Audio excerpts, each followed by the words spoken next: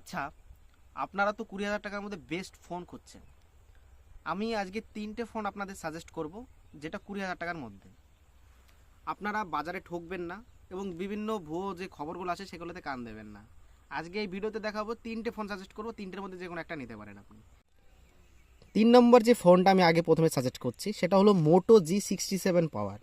এটা 7000 mAh-এর ব্যাটারি পাবেন, 50 মেগাপিক্সেলের একটা ক্যামেরা পাবেন সোনি সেন্সার দিয়ে, এবং পাওয়ারফুল একটা প্রসেসর আছে স্ন্যাপড্রাগন 7S Gen 2।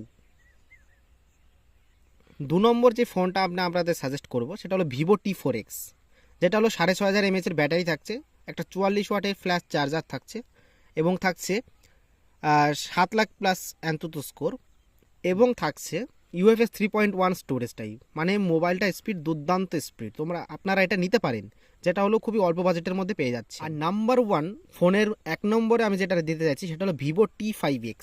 এটা অল্প কিছুদিন হলো লঞ্চ করেছে Vivo company. Vivo T5X 1 million তো অন্তত স্কোর আছে, 7200 mAh-এর ব্যাটারি আছে, IP68 এবং IP69 দেখতে পাচ্ছেন, আর অরিজিন ওএস পাচ্ছেন এর সঙ্গে। মোবাইলটা দুর্দান্ত ফোন, মোবাইলটা আপনারা নিতে পারেন। শুধুমাত্র 20,000 টাকার মধ্যে আমি 3টে ফোন আপনাদের সাজেস্ট করলাম। আচ্ছা, আপনাদের 3টে ফোন দেখালাম, এবার আপনি ওর মধ্যে থেকে কোনটা নেবেন অবশ্যই আমাকে কমেন্টে জানাবেন। আর আমি ভিডিওর 3টে মোবাইলের সেই লিঙ্কটা আমি আপনার ডিসক্রিপশন বক্সে দিয়ে দিচ্ছি, ঠিক আছে?